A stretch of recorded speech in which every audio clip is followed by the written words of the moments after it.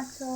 আমি জানি কেউ ভালো নেই, কারণ আজকে এত পরিমাণে গরম পড়েছে, মানে সকাল সকাল আমি নিজেই বুঝতে পারছি, মানে আমার এত শরীরটা অস্থির করছে, মানে কি বলবো তোমাদেরকে, মানে আমার রান্না বান্না করতে ইচ্ছা করছে না, কিন্তু কিছু করার নেই, যেহেতু বরমশাই যাবে কাজে, ওই জন্য আমাকে তো রান্না করতেই হবে, কোনো উপায় নেই।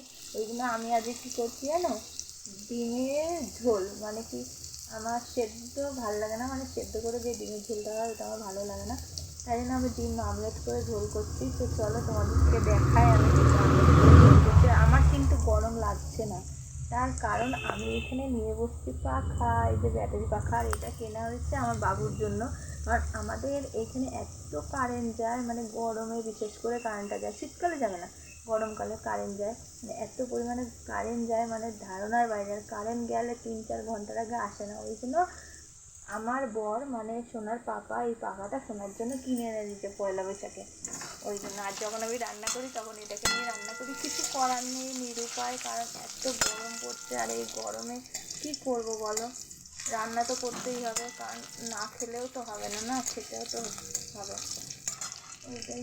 আর কী করবো বলো, চলো তোমাদেরকে দেখাই আমি ডিমের ঝোলটা যে করছি।